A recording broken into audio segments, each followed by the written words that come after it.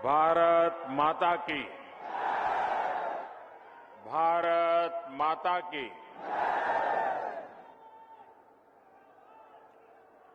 धर्म, अध्यात्म और क्रांति का नगरी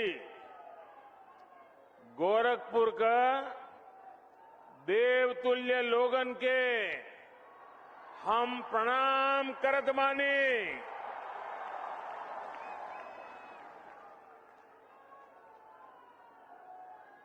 परमहंस योगानंद महायोगी गोरखनाथ जी, वंदनीय हनुमान प्रसाद पोद्दार जी और महाबलिदानी पंडित राम प्रसाद बिस्मल का ई पावन धरती का कोटि कोटि नमन।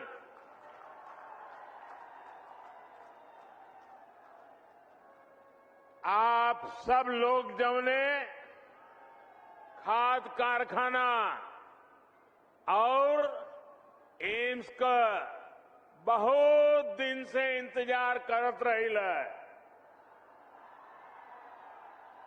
आज वो घड़ी आ गईल बा। आप सबके बहुत बहुत बधाई। मेरे साथ मंच पर उपस्थित उत्तर प्रदेश की राज्यपाल श्रीमती आनंदीबेन पटेल जी, उत्तर प्रदेश के यशस्वी कर्मयोगी मुख्यमंत्री योगी आदित्यनाथ जी,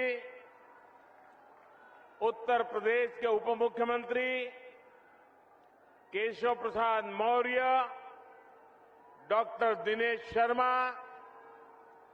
भारतीय जनता पार्टी उत्तर प्रदेश के अध्यक्ष श्री स्वतंत्र देव सिंह जी, अपना दल की राष्ट्रीय अध्यक्ष और मंत्रिमंडल में हमारी साथी बहन अनुप्रिया पटेल जी, निषाद पार्टी के अध्यक्ष भाई संजय निषाद जी,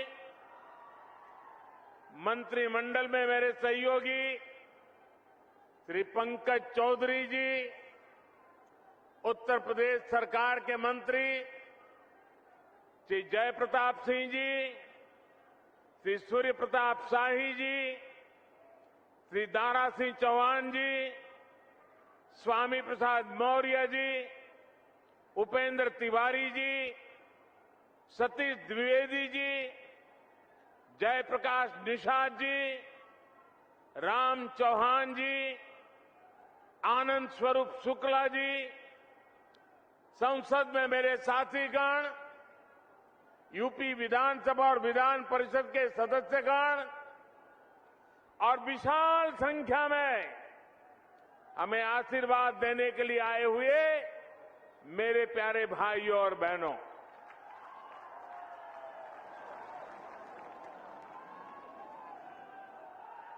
जब मैं मंच पे आया तो मैं सोच रहा था ये भीड़ है, वो यहां नजर भी नहीं पहुंच रही। लेकिन जब उस तरफ देखा तो मैं हैरान हो गया, इतनी बड़ी तादाद में लोग, और मैं नहीं मानता हूं शायद उनको दिखाई भी नहीं देता होगा, सुनाई भी नहीं देता होगा। इतने दूर दूर लोग झंडे हिला रहे हैं।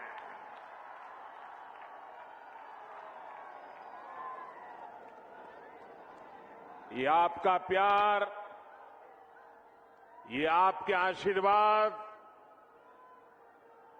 हमें आपके लिए दिन रात काम करने की प्रेरणा देते हैं, ऊर्जा देते हैं, ताकत देते हैं। 5 साल पहले मैं यहां एम्स और खाद कारखाने का शिलान्यास करने आया था। आज इन दोनों का एक साथ लोकार्पण करने का सौभाग्य भी आपने मुझे ही दिया है।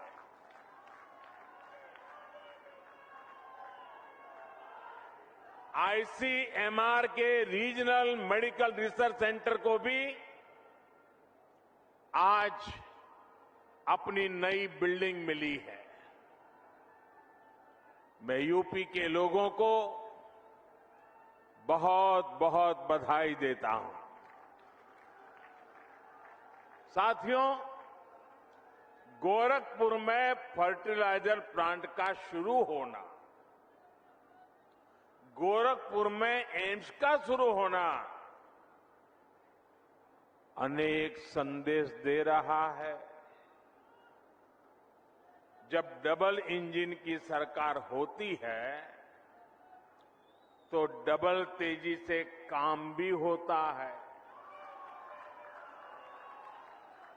जब नेक नियत से काम होता है तो आपदाएं भी अवरोध नहीं बन पाती। जब गरीब, शोषित, वंचित की चिंता करने वाली सरकार होती है तो वो परिश्रम भी करती है, परिणाम भी ला करके दिखाती है। गोरखपुर में आज हो रहा आयोजन इस बात का भी सबूत है कि नया भारत जब ठान लेता है तो इसके लिए कुछ भी असंभव नहीं है। साथियों, जब 2014 में आपने मुझे सेवा का अवसर दिया था तो उस समय देश में फर्टिलाइजर सेक्टर बहुत बुरी स्थिति में था। देश के कई बड़े बड़े खाद कारखाने बरसों से बंद पड़े थे और विदेशों से आयात लगातार बढ़ता जा रहा था। एक बड़ी दिक्कत ये भी थी कि जो खाद उपलब्ध थी उसका इस्तेमाल चोरी छिपे खेती के अलावा और भी कामों में गुपचुप चला जाता था। इसलिए देश भर में यूरिया की किल्लत तब सुर्खियों में रहा करती थी। किसानों को खाद के लिए लाठी गोली तक खानी पड़ती थी। ऐसी स्थिति से देश को निकालने के लिए ही हम एक नए संकल्प के साथ आगे बढ़े। हमने 3 सूत्रों पर एक साथ काम करना शुरू किया। एक, हमने यूरिया का गलत इस्तेमाल रोका। यूरिया की 100% नीम कोटिंग की। दूसरा, हमने करोड़ों किसानों को सॉयल हेल्थ कार्ड दिए ताकि उन्हें पता चल सके कि उनके खेत को किस तरह की खाद की जरूरत है। और तीसरा, हमने यूरिया के उत्पादन को बढ़ाने पर जोर दिया। बंद पड़े फर्टिलाइजर प्लांट्स को फिर से खोलने पर हमने ताकत लगाई। इसी अभियान के तहत गोरखपुर के इस फर्टिलाइजर प्लांट समेत देश के 4 और बड़े खाद कारखाने हमने चुने। आज एक की शुरुआत हो गई है बाकी भी अगले वर्षों में शुरू हो जाएंगे। साथियों, गोरखपुर फर्टिलाइजर प्लांट को शुरू करवाने के लिए एक और भगीरथ कार्य हुआ है। जिस तरह से भगीरथ जी गंगा जी को लेकर आए थे, वैसे ही इस फर्टिलाइजर प्लांट तक ईंधन पहुंचाने के लिए ऊर्जा गंगा को लाया गया है। पीएम ऊर्जा गंगा गैस पाइपलाइन परियोजना के तहत हल्दिया से जगदीशपुर पाइपलाइन बिछाई गई है। इस पाइपलाइन की वजह से गोरखपुर फर्टिलाइजर प्लांट तो शुरू हुआ ही है, पूर्वी भारत के दर्जनों जिलों में पाइप से सस्ती गैस भी मिलने लगी है। भाई और बहनों, फर्टिलाइजर प्लांट के शिलान्यास के समय मैंने कहा था, इस कारखाने के कारण गोरखपुर इस पूरे क्षेत्र में विकास की धुरी बनकर के उभरेगा। आज मैं इसे सच होते देख रहा हूं। ये खाद कारखाना राज्य के अनेक किसानों को पर्याप्त यूरिया तो देगा ही, इससे पूर्वांचल में रोजगार और स्वरोजगार के हजारों नए अवसर तैयार होंगे।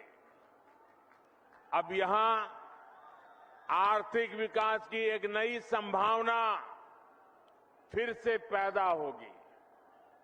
अनेक नए बिजनेस शुरू होंगे।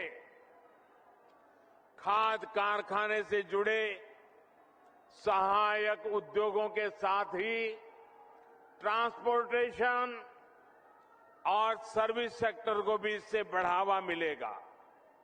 साथियों, गोरखपुर खाद कारखाने की बहुत बड़ी भूमिका देश को यूरिया के उत्पादन में आत्मनिर्भर बनाने में भी होगी। देश के अलग अलग हिस्सों में बन रहे 5 फर्टिलाइजर प्लांट शुरू होने के बाद 60 लाख टन अतिरिक्त यूरिया देश को मिलेगा। यानी भारत को हजारों करोड़ रुपए विदेश नहीं भेजने होंगे, भारत का पैसा भारत में ही लगेगा। साथियों, खाद के मामले में आत्मनिर्भरता क्यों जरूरी है, ये हमने कोरोना के इस संकट काल में भी देखा है। कोरोना से दुनिया भर ने लॉकडाउन लगे, एक देश से दूसरे देश में आवाजाही रुक गई, सप्लाई चेन टूट गई। इससे अंतर्राष्ट्रीय स्तर पर खाद की कीमतें बहुत ज्यादा बढ़ गई।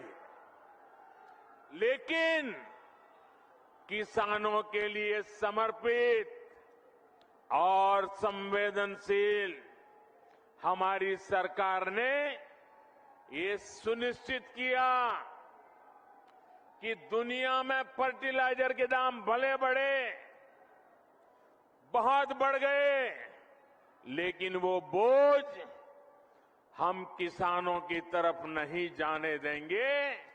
किसानों को कम से कम परेशानी हो, इसकी हमने जिम्मेवारी ली। आप हैरान हो जाएंगे सुनकर के भाइयों बहनों, इसी साल एनपीके फर्टिलाइजर के लिए दुनिया में दाम बढ़ने के कारण 43,000 करोड़ रुपए से ज्यादा सब्सिडी हमें किसानों के लिए बढ़ाना आवश्यक हुआ और हमने किया। यूरिया के लिए भी सब्सिडी में हमारी सरकार ने 33,000 करोड़ रुपयों की वृद्धि की। क्यों? कि दुनिया में दाम बढ़े, उसका बोझ हमारे किसानों पर न जाए। अंतर्राष्ट्रीय बाजार में जहां यूरिया 60-65 रुपये प्रति किलो बिक रहा है, वहीं भारत में किसानों को यूरिया 10 से 12 गुना सस्ता देने का प्रयास है। भाई और बहनों, आज खाने के तेल को आयात करने के लिए भी भारत हर साल हजारों करोड़ रुपए विदेश भेजता है। इस स्थिति को बदलने के लिए देश में ही पर्याप्त खाद्य तेल के उत्पादन के लिए राष्ट्रीय मिशन शुरू किया गया है।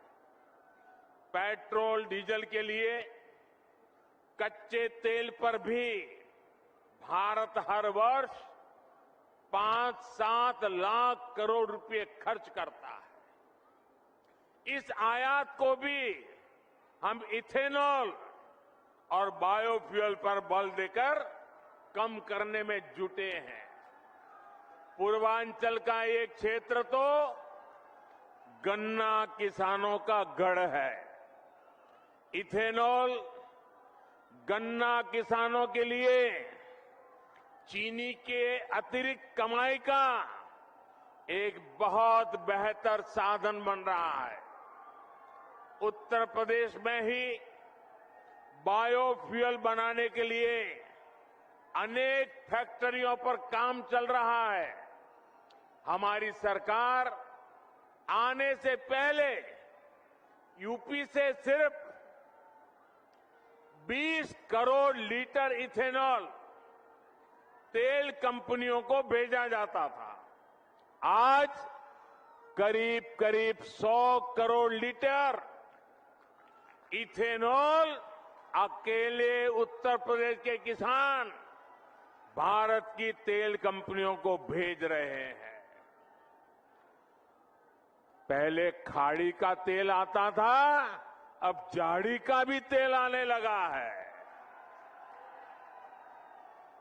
मैं आज योगी जी सरकार के इस बात के लिए सराहना करूंगा कि उन्होंने गन्ना किसानों के लिए बीते सालों में अभूतपूर्व काम किया है। गन्ना किसानों के लिए लाभकारी मूल्य हाल में 350 रुपये तक बढ़ाया है। पहले की 2 सरकारों 10 साल में जितना भुगतान गन्ना किसानों को किया था, लगभग उतना योगी जी की सरकार ने अपने 4.5 साल में किया है। भाइयों और बहनों, सही विकास वही होता है जिसका लाभ सब तक पहुंचे, जो विकास संतुलित हो, जो सबके लिए हितकारी हो। और ये बात वही समझ सकता है जो संवेदनशील हो, जिसे गरीबों की चिंता हो। लंबे समय से गोरखपुर सहित ये बहुत बड़ा क्षेत्र सिर्फ एक मेडिकल कॉलेज के भरोसे चल रहा था। यहां के गरीब और मध्यम वर्गीय परिवार को इलाज के लिए बनारस या लखनऊ जाना पड़ता था। 5 साल पहले तक दिमागी बुखार की इस क्षेत्र में क्या स्थिति थी, ये मुझसे ज्यादा आप लोग जानते हैं। यहां मेडिकल कॉलेज में भी जो रिसर्च सेंटर चलता था, उसकी अपनी बिल्डिंग तक नहीं थी। भाई और बहनों, आपने जब हमें सेवा का अवसर दिया तो यहां एम्स में भी आपने देखा इतना बड़ा एम्स बन गया। इतना ही नहीं, रिसर्च सेंटर की अपनी बिल्डिंग भी तैयार है। जब मैं एम्स का शिलान्यास करने आया था तब भी मैंने कहा था कि हम दिमागी बुखार से इस क्षेत्र को राहत दिलाने के लिए पूरी मेहनत करेंगे। हमने दिमागी बुखार फैलाने की वजह को दूर करने पर भी काम किया और इसके उपचार भी। आज वो मेहनत जमीन पर दिख रही है। आज गोरखपुर और बस्ती डिवीजन के 7 जिलों में दिमागी बुखार के मामले लगभग 90% तक कम हो चुके हैं। जो बच्चे बीमार होते भी हैं, उनमें से ज्यादा का जीवन बचा पाने में हमें सफलता मिल रही है। योगी सरकार ने इस क्षेत्र में जो काम किया है, उसकी चर्चा अब अंतर्राष्ट्रीय स्तर पर भी हो रही है। एम्स और आईसीएमआर रिसर्च सेंटर बनने से अब इंसेफ्लाइटिस से मुक्ति के अभियान को और मजबूती मिलेगी। इससे दूसरी संक्रामक बीमारियां, महामारियों के बीच उसके बचाव में भी यूपी को बहुत मदद मिलेगी। भाइयों और बहनों, किसी भी देश को आगे बढ़ने के लिए बहुत आवश्यक है कि उसकी स्वास्थ्य सेवाएं सस्ती हो, सर्वसुलभ हो, सबकी पहुंच में हो। वरना मैंने भी इलाज के लोगों को एक शहर से दूसरे शहर तक चक्कर लगाते, अपनी जमीन गिरवी रखते, दूसरों से पैसों के उधारी लेते हमने भी बहुत देखा है। मैं देश के हर गरीब, दलित, पीड़ित, शोषित, वंचित, चाहे वो किसी भी वर्ग का हो, किसी भी क्षेत्र में रहता हो, इस स्थिति से बाहर निकालने के लिए जी जान से जुटा हूं। पहले सोचा जाता था कि एम्स जैसे बड़े मेडिकल संस्थान बड़े शहरों के लिए होते हैं, जबकि हमारी सरकार अच्छे से अच्छे इलाज को, बड़े से बड़े अस्पताल को देश के दूर सुदूर क्षेत्रों तक ले जा रही है। आप कल्पना कर सकते हैं, आजादी के बाद से इस सदी की शुरुआत तक देश में सिर्फ एक एम्स था, एक। अटल जी ने 6 और एम्स स्वीकृत किए थे अपने कालखंड में। बीते 7 वर्षों में 16 नए एम्स बनाने पर देश भर में काम चल रहा है। हमारा लक्ष्य ये है कि देश के हर जिले में कम से कम एक मेडिकल कॉलेज जरूर हो। मुझे खुशी है कि यहां यूपी में भी अनेक जिलों में मेडिकल कॉलेज का काम तेजी से आगे बढ़ रहा है। और अभी योगी जी पूरा वर्णन कर रहे थे कहां मेडिकल कॉलेज का काम हुआ है। हाल में ही यूपी के 9 मेडिकल कॉलेज का एक साथ लोकार्पण करने का अवसर आपने मुझे भी दिया था। स्वास्थ्य को दी जा रही सर्वोच्च प्राथमिकता का ही नतीजा है कि यूपी लगभग 17 करोड़ टीके के पड़ाव पर पहुंच रहा है। भाइयों और बहनों, हमारे लिए 130 करोड़ से अधिक देशवासियों का स्वास्थ्य, सुविधा और समृद्धि सर्वोपरि है। विशेष रूप से हमारी माताओं, बहनों, बेटियों की सुविधा और स्वास्थ्य, जिस पर बहुत ही कम ध्यान दिया गया। बीते सालों में पक्के घर, शौचालय, जिसको आप लोग इज्जत घर कहते हैं, बिजली, गैस, पानी, पोषण, टीकाकरण, ऐसी अनेक सुविधाएं जो गरीब बहनों को मिली है, उसके परिणाम अब दिख रहे हैं।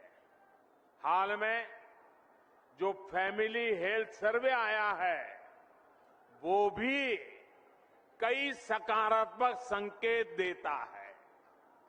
देश में पहली बार महिलाओं की संख्या पुरुषों से अधिक हुई है। इसमें बेहतर स्वास्थ्य सुविधाओं की भी बड़ी भूमिका है। बीते 5-6 सालों में महिलाओं का जमीन और घर पर मालिकाना हक बढ़ा है और इसमें उत्तर प्रदेश टॉप के राज्यों में है। इसी प्रकार बैंक खाते और मोबाइल फोन के उपयोग में भी महिलाओं की संख्या में अभूतपूर्व वृद्धि दर्ज की गई है। साथियों, आज आपसे बात करते हुए मुझे पहले की सरकारों का दोहरा रवैया, जनता से उनकी बेरुखी भी बार बार याद आ रही है। मैं इसका जिक्र भी आपसे जरूर करना चाहता हूं। सब जानते थे कि गोरखपुर का फर्टिलाइजर प्लांट इस पूरे क्षेत्र के किसानों के लिए, यहां रोजगार के लिए कितना जरूरी था, लेकिन पहले की सरकारों ने इसे शुरू करवाने में कोई दिलचस्पी नहीं दिखाई। सब जानते थे कि गोरखपुर में एम्स की मांग बरसों से हो रही थी, लेकिन 2017 से पहले जो सरकार चला रहे थे, उन्होंने एम्स के लिए जमीन देने में हर तरह के बहाने बताए। मुझे याद है, जब बात आर्या पार की हो गई, तब बहुत बेमन से, बहुत मजबूरी में पहले की सरकार द्वारा गोरखपुर एम्स के लिए जमीन आवंटित की गई थी। साथियों, आज का ये कार्यक्रम उन लोगों को भी करारा जवाब दे रहा है जिन्हें टाइमिंग पर सवाल उठाने का बहुत शौक है। जब ऐसे प्रोजेक्ट पूरे होते हैं तो उनके पीछे बरसों की मेहनत होती है, दिन रात का परिश्रम होता है। ये लोग कभी इस बात को नहीं समझेंगे कि कोरोना के इस संकट काल में भी डबल इंजन की सरकार विकास में जुटी रही, उसने काम रुकने नहीं दिया। मेरे प्यारे भाइयों बहनों, लोहिया जी, जयप्रकाश नारायण जी के आदर्शों को, इन महापुरुषों के अनुशासन को ये लोग कब से छोड़ चुके हैं। आज पूरा यूपी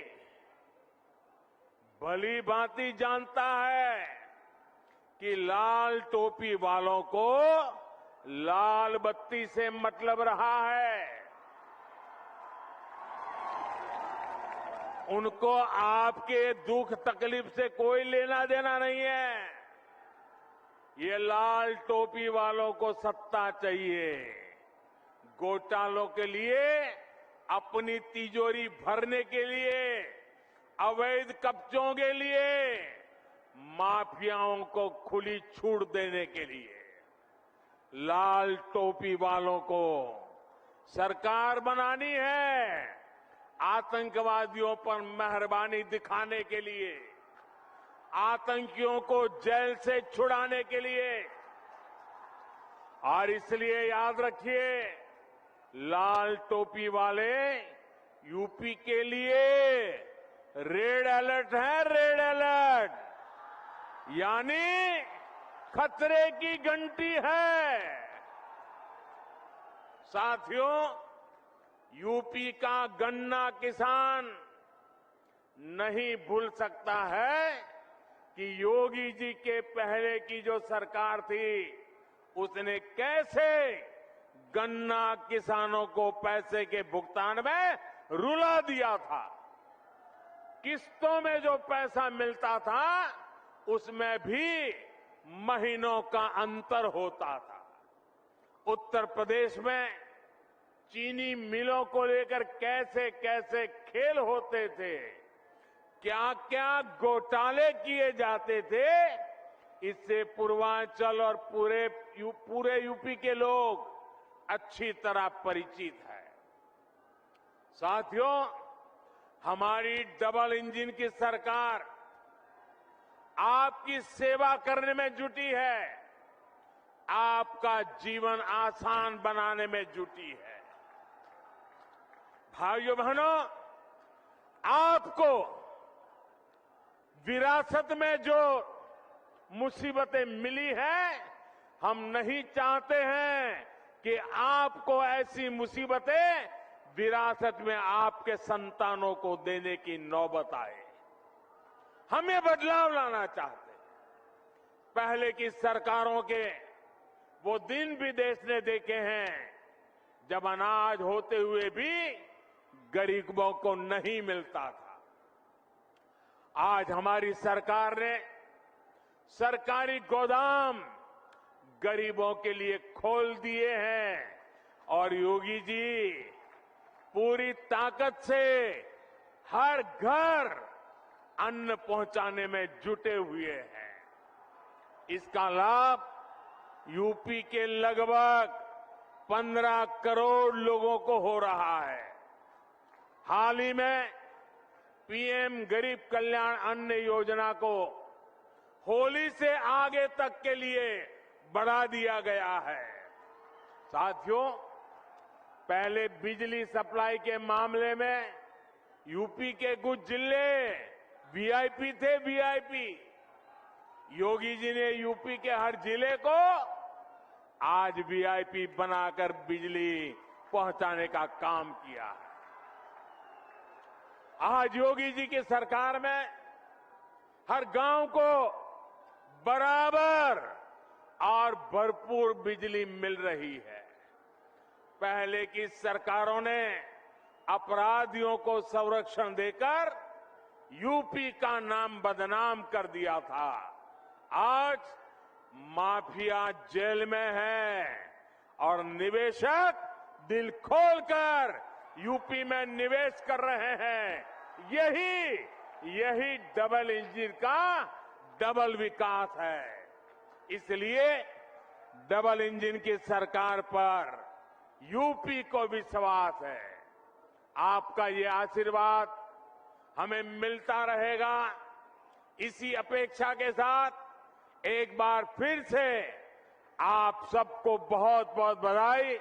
मेरे साथ जोर से बोलिए, भारत माता की, भारत माता की, भारत माता की। बहुत बहुत धन्यवाद।